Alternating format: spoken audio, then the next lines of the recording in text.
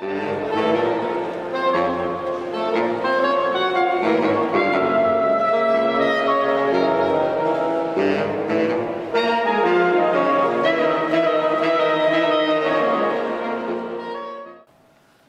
nit celebrem la graduació del curs 2014-2015, però també, com sabeu, són els 20 anys de la Fundació a l'Escola i per això estan aquí aquest any amb els nostres graduats a les últimes files, els estudiants de la primera promoció de l'any 94-95. El cinema a l'any 2014 a Catalunya i a Espanya no es pot entendre sense veure la feina, evidentment, de la primera promoció i de les que venien darrere. Molt probablement, molts d'aquests graduats aquí acabaran també formant part del col·lectiu audiovisual il·lustre del nostre país, però s'ha de tenir paciència. No és una cosa que passi d'un dia per un altre. Clar, es diu que el públic deixa d'anar al cine, en bona part perquè l'IVA del cine carrega un 21%. I la sorpresa va ser saber que l'IVA del porno és un 4%. Em perdonareu, des de les altes instàncies esteu incentivant, no dic que estigui bé ni malament, la preferència a consumir porno a consumir cultura audiovisual. Protesto solemnement que no es faci amb urgència una revisió d'aquest IVA cultural. Sortosament hem assolit l'ajut de diverses institucions privades que ens van ajudant a donar alguna que altra beca. Però aquesta és l'altra reivindicació meva. Honorable conseller, ho dic amb tot el cor i sabeu que amb tot l'aprecio. El Departament de Cultura hauria de fer un esforç perquè l'ESCAC no hagi de ser cada vegada més elitista.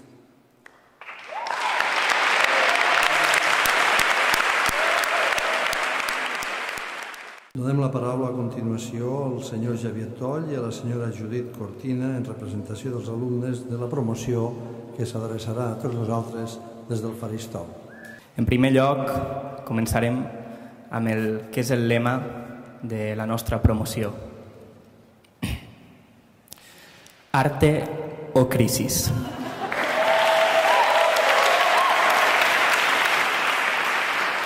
Avui tanquem 4 anys, no només acadèmics, també personals.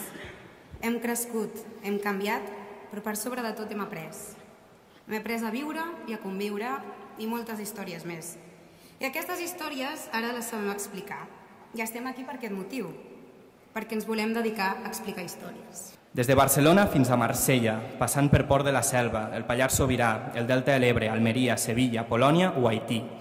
Per tots aquests llocs hem passejat les nostres càmeres i hem intentat trobar-hi una història, un personatge, una vivència que explicar. Tots hem passat per aquelles especialitats que no se'ns donaven bé, però al final tots els camins porten a Terrassa i tots hem trobat el nostre espai. Intentem construir el cinema del futur ni millor ni pitjor que el del passat, el nostre. És tot un honor per a nosaltres, membres de la primera promoció de l'ESCAC, ser avui aquí com a padrins d'aquesta última promoció, la 17a. Just quan fa 20 anys que va arrencar l'escola amb nosaltres com a primers alumnes. Però que tot just comenceu ara.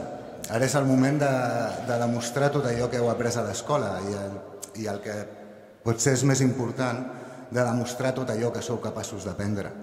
És el moment de superar el vertigen, de saltar el buit i de creuar els dits confiant en que hagueu aprofitat prou aquests darrers 4 anys com a perquè us serveixi de paracaigudes.